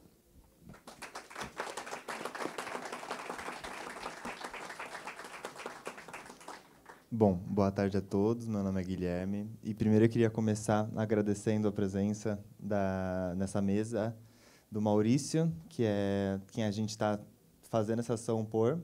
E também queria agradecer tanto a professora Maria Cecília quanto a Maria Eduarda por terem me acolhido, vamos assim dizer, e topado trabalhar nessa causa e falar que trabalhar com vocês é um constante aprendizado. Muito obrigado. Falando sobre a perspectiva de um estudante e atuação dentro do caso, eu acho que é muito importante a gente trazer para o ambiente da universidade esse debate e elucidar essas discussões. Porque, na grande maioria das vezes, a gente precisa diversificar o debate. E é o que a gente está tentando fazer aqui. A gente está tentando trazer a pauta para o debate, para ampliar os horizontes e, assim, a gente tirar esse apagamento que tem sobre o tema. Eu acho que, como um estudante que atuou dentro do caso, eu aprendi muito. Aprendi muito mais sobre o caso, aprendi muito mais lendo os documentos e vendo que é muito claro. E a gente só não vê porque a gente não quer ver. Então, eu acho que a gente tem que trazer mais essa diversidade, mais mostrar o que realmente aconteceu para tirar esse apagamento e realmente ampliar os horizontes no sentido de não limitar só nós que queremos discutir o tema, mas sim as pessoas precisam ver o que realmente aconteceu e precisam entender, de fato, o que realmente aconteceu e ver a verdade. trazer a verdade à luz. E eu acho que eu e outros colegas que também atuamos, no caso, como membros do Caju e estudantes, não como advogados, mas sim como membros do Caju, a gente realmente aprendeu e a gente realmente quer passar para os nossos colegas isso, porque eu acho que essa é a importância de atuar em casos como esse e realmente trazer a justiça para a sociedade e para todo mundo. Hoje pode ser um, mas amanhã pode ser todo mundo. Ou amanhã a justiça pode reinar, e isso é o que a gente espera. Eu acho que não vamos prosseguir muito.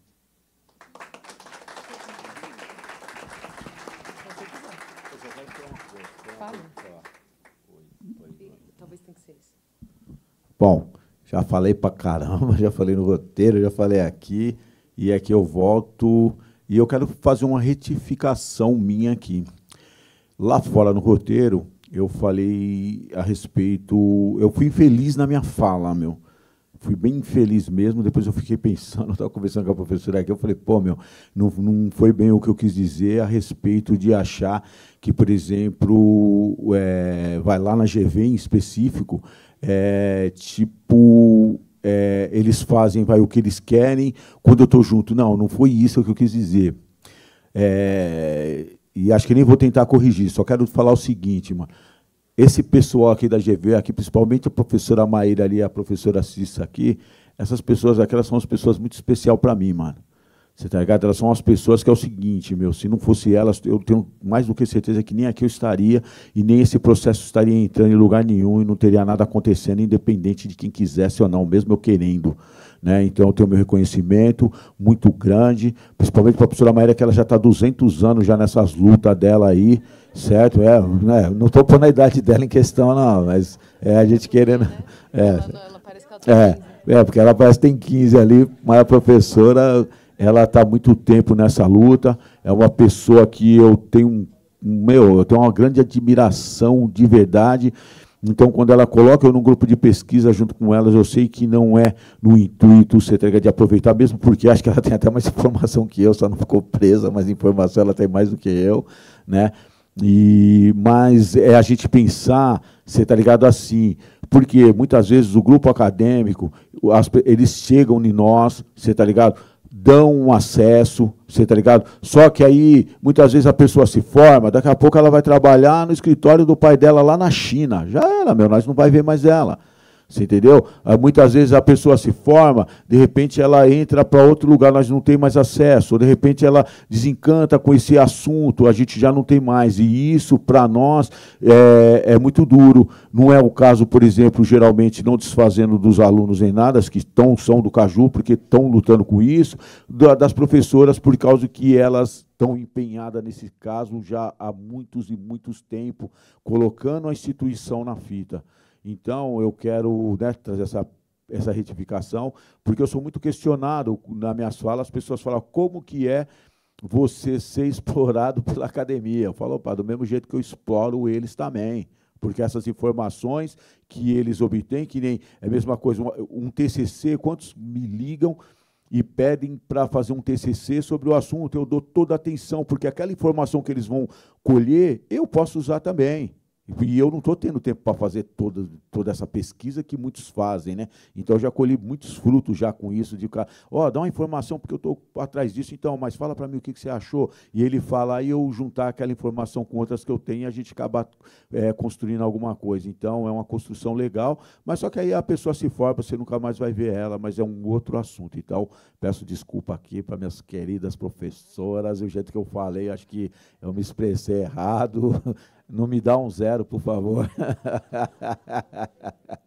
Mas é isso que eu quero falar sobre esse processo contra o Estado. Mano. É que nem as pessoas falam, como que você está hoje? Opa, estou processando o Estado, mano, estou bem. E vamos que vamos. Eu falei, hoje ele acordou processando o Estado de São Paulo, 7h30, eu lá, protocolei, 10ª Vara da Fazenda Pública, chegou a nossa ação. Vamos sempre aí divulgando os andamentos para todos acompanharem. Como eu sempre falo, né, acho que o maior passo disso tudo é entrar com a ação, porque se a gente não entra, nem o não, né, a gente vai ter. Mas acho que toda a ideia nossa agora é de ter essa repercussão. A ação foi construída com muito a personalidade do Maurício, a gente tentou colocar muito isso. E, como eu já falei em outros espaços e falo aqui hoje, ela é um registro importante, um registro público, um registro histórico. A gente colocou cartas de sobreviventes na ação, a gente colocou fotos, a gente colocou falas do Maurício, do canal dele, de outros espaços. A gente colocou até comentários que ele recebeu ofensivos nos vídeos para mostrar esse dano continuado. Quem tiver interesse, a gente pode circular também a petição, porque não deixa de ser também algo que pode ser usado em outros contextos, essa argumentação, e a gente torce muito para que ela consiga quebrar algumas barreiras, né? É interessante que a Duda falou o quanto a barreira da prescrição tem muito a ver com memória. Então, é muito fácil você obliterar, você obstar reivindicações de memória com base nessa noção de tempo, né? Quase um paradoxo mesmo. Então, a gente tem que continuar. Um trabalho de formiguinha, a Maíra me ensina isso, que a gente tem que ir aos poucos, e Maurício também me ensina o quanto as coisas têm que ser sustentáveis, por isso que a gente tem uma aluna que começou como aluna e continuou como advogada, um aluno de 3º ano, um aluno de 2º ano, vamos colocar um aluno de 1º ano, e a gente manter esse ciclo dessa ação até o fim, qualquer que ele seja. E, de novo, agradecer vocês aqui por estar aqui hoje.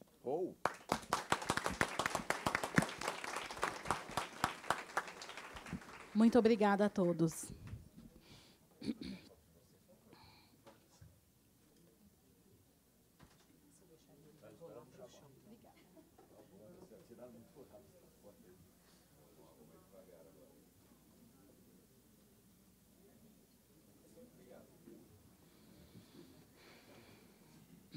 Registramos o nosso agradecimento à professora Maria Cecília e a todas as pessoas envolvidas nesta ação, que expressa a essência deste encontro, transformar memória em compromisso e promover caminhos de justiça e reparação.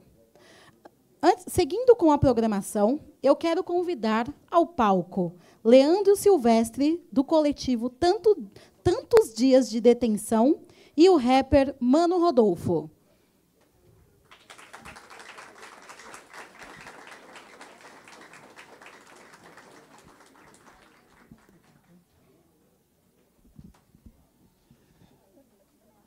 Boa tarde a todos. Para quem não me conhece, meu nome é Leandro. Tenho 33 anos, sou vigilante patrimonial, atuo na área desde 2016 e sou estudante de gestão e segurança privada. E vim aqui também representar o nosso irmão Vanderlei, o nosso irmão Claudinho da Cidade, o poeta das masmorras, da ONG do Tantos Dias de Detenção, do canal do YouTube Tantos Dias de Detenção, e eu só queria ler um texto aqui, se eu estiver errado, vocês podem me corrigir, falando um pouquinho sobre, referente ao massacre da casa de detenção, e vim aqui dizer aqui que ela é filha de um que foi assassinado, né? Quero que Jesus diz uma passagem em Mateus capítulo 5, no verso 4, que bem-aventurados os que choram, pois serão consolados. Porque quando a gente chora, Jesus nos consola. Mas só para a gente não tomar tempo, só para a gente ler o texto. Estou meio tremendo aqui, mas não sou acostumado. Vamos lá. São Paulo, dia 2 de outubro de 2025. Seguinte frase. Massacre do Carandiru. O que realmente foi? Quem deu a ordem? Quem são os verdadeiros culpados por esse episódio que ocorreu nessa época? Um crime que gerou uma revolta em toda a população mundial. Um crime que ficou marcado para a história da humanidade. Massacre do Carandiru, 33 anos da impunidade. A história que o Estado não quer que você saiba.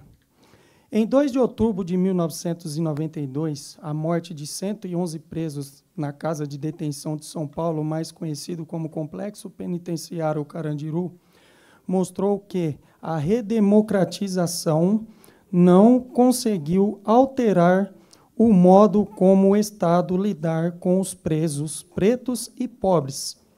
Em questão de minutos, 111 pessoas foram assassinadas pela Polícia Militar do Estado de São Paulo. 33 anos já se passaram. Ninguém pagou por esses crimes, nem os que apertaram o gatilho, muito menos aqueles que deram a ordem para que as armas fossem disparadas. A vida daqueles que estavam no final da tarde do dia 2 de outubro de 1992, na Casa de Detenção de São Paulo, na época no bairro Carandiru, localizado na zona norte da capital paulista. E nunca mais foi a mesma. O massacre do Carandiru foi uma das piores chacinas cometidas pelas forças de segurança, se tornando um marco na história do Brasil e do mundo, seja no campo da segurança pública, do crime organizado e até mesmo das artes, ocorridas apenas 4 anos após a promulgação da Constituição Federal de 5 de outubro de 1988, que foi criada por Delfim Neto, deputado constituinte, e 2 anos depois da primeira eleição direta para presidente após o fim da ditadura militar. O extermínio daqueles sob custódia do Estado não foi dessa época, mas, no meu ponto de vista, foi uma afronta para os direitos humanos naquela época. Deixou claro que a nova República Federativa do país continuaria a tratar os pobres e negros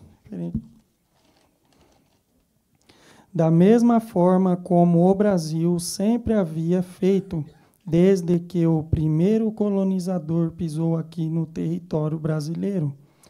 De todos os que foram mortos, 89 eram presos provisórios, que ainda não haviam sido julgados.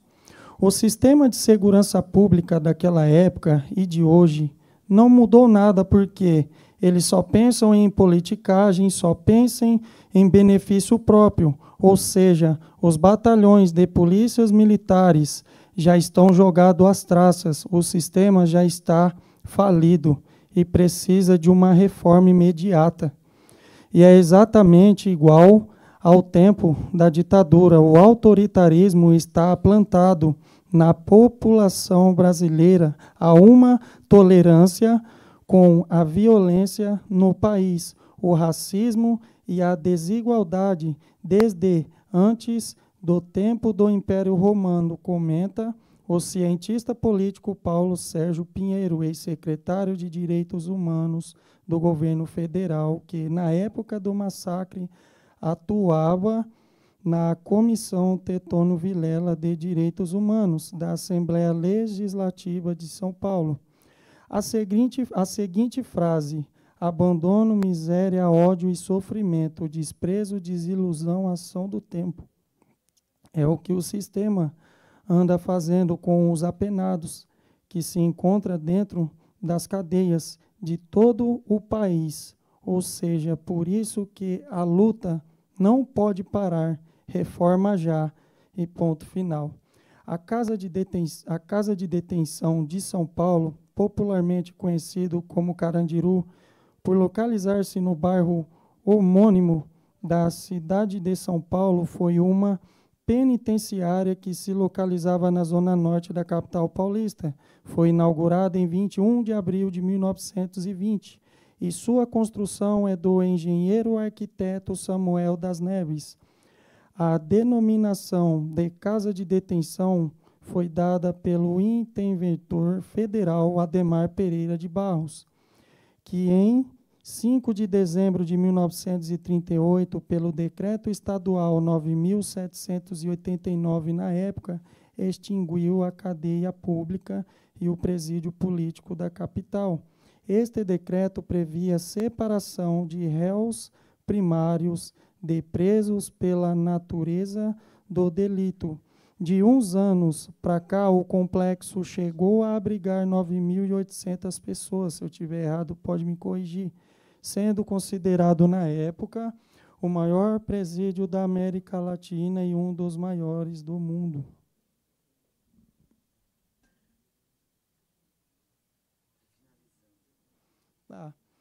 E foi o palco do massacre do dia 2 de outubro de 1992. Foi desativado e parcialmente demolido no dia 9 de dezembro de 2002, no governo Geraldo Alckmin, hoje o atual vice-presidente do país, ao lado do nosso presidente Luiz Inácio Lula da Silva, dando o lugar ao Parque da Juventude, que foi inaugurado no ano de 2003, durante a gestão do então governador Geraldo Alckmin. Os edifícios e estruturas remanescentes do complexo penitenciário, os pavilhões remanescentes 4 e 7, o portal da penitenciária, as estruturas remanescentes das muralhas do presídio e o edifício da prisão-albergue foram tombados pela Prefeitura de São Paulo, considerando-se que a preservação do complexo é fundamental para a história prisional do Brasil, ou seja, não se deve apagar a memória da dor. Se fosse isso, todos os campos de concentração teriam sido destruídos. É importante deixar as marcas dessa dor para que não se repitam atrocidades como essa na nossa história. O que o governo pode fazer para melhorar o sistema carcerário brasileiro em todos os estados do país? É essencial combater a superlotação através da redução da entrada de detentos e da ampliação de penas alternativas, investir em programas de ressocialização que está previsto em lei, como educação e trabalho, e garantir a dignidade e os direitos fundamentais dos presos, e realizar o controle externo do sistema carcerário para prevenir violações e combater as facções criminosas. A gente não estamos aqui para passar o pano para o crime, nem querer defender o crime. A gente quer que as leis sejam cumpridas e que todo preso ele tem família. Muito obrigado pela cooperação de todos. Tenha uma boa tarde. Passar a oportunidade para o nosso parceiro aqui.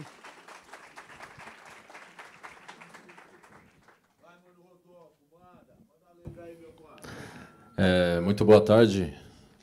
Gostaria de falar aqui, meu parceiro Maurício, Ellen, Luizinho, Renê, pastor Sidney. Uma grande satisfação. Eu sou Mano Rodolfo, educador e rapper, educador social e rapper, neuropsicopedagogo. Eu digo o seguinte, que a contextualização histórica diz sobre um homem, hoje preto, formado em pedagogia e com 3 especializações. É uma ironia histórica nesse país, certo? E eu tenho um rap que diz assim, ó: preto, suspeito, mentira forjada, a história foi sempre maquiada. Preto, suspeito, mentira forjada, mas agora a nossa mente está blindada. O rap dá a voz à força de expressão, o grito de é nós, das quebradas a visão. Escute aí, mande avisar, atitude para revolucionar. Os pretos na rua altamente suspeitos, a mentira continua tirando o direito da nossa liberdade, estereotipação. Forjando a verdade é maloqueiro ou ladrão. A mídia que condena inconsciente coletivo na tela do Datena, o preto é o bandido. A dívida é alta, nós vamos cobrar. Racismo é a pauta e ninguém vai se calar. Preto, suspeito, mentira forjada, a história foi sempre maquiada. Preto, suspeito, mentira forjada, mas agora nossa mente está blindada. Escravizado no passado, no presente, preparado, formado, diplomado nas ideias, tá ligado? Minha submissão, subserviência, a humilhação menospreza a aparência. Está muito enganado, muito equivocado, do seu retrocesso fica até envergonhado. Nossa cultura não precisa aprovação, África poder sempre na ação. Quer forjar? Fique à vontade. Acreditar na sua mentira não é minha parte. Quer forjar? Fique à vontade. Acreditar na sua mentira não. Preto, suspeito, mentira forjada. A história foi sempre maquiada. Preto, suspeito, mentira forjada. Mas agora a nossa mente está blindada. Muito obrigado.